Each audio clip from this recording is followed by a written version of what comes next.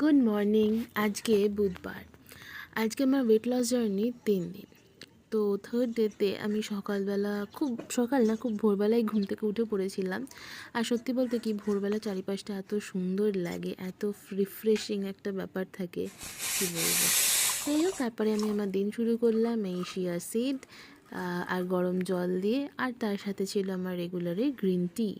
এই green tea, আমি আগেও বলেছি, এই গ্রিন টি দিয়ে আমি আমার দিন শুরু করি। তো আইদার গ্রিন টিতে অ্যাকচুয়ালি আমার রোজই থাকে, তার সাথে কখনো কখনো চিয়া সিড দিয়ে আমি শুরু করি। তারপর শুরু করেছিলাম ইয়োগা। অ্যাকচুয়ালি ইয়োগাটা আমার লাইফে একটা এনার্জি বুস্টার বলতে পারো।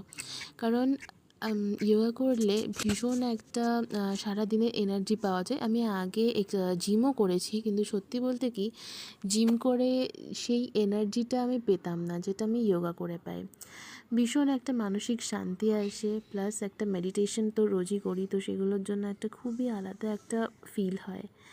যাই হোক, তারপরে রেডি হয়ে চলে গেছিলাম অফিসে গিয়ে কাজ ফাজ করে গেছিলাম লাঞ্চ করতে। লাঞ্চে ছিল আজ চিলা, স্যালাড, ডিমের ভুর্জি আর দই। ডিমের ভুর্জিটা কিন্তু 0 অয়েল ডিমের ভুর্জি। তারপরে আবার বাড়ি ফিরে এসে চানা আর অ্যাকচুয়ালি এটা ছোলা, রোস্টেড ছোলা যেটা বলে, আর তার সাথে একটু ব্ল্যাক কফি ছিল।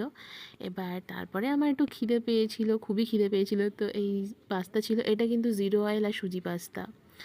আর তার সাথে এবার রাতে ডিনারে ছিল হচ্ছে রুটি, ডাল আর ডিমের তরকারি, আর তার সাথে ছিল সয়াবিন আর চানা দিয়ে একটা, মানে এটা অ্যাকচুয়ালি সকালবেলা করা হয়েছিল, তো ওই ওটা একটুখানি রাতে খেয়েছি। তো তোমরা যদি এই সমস্ত রেসিপিগুলো জানতে চাও যে কি করে এই 0 অয়েলেরগুলো বানাচ্ছি, তো কমেন্ট করতে পারো।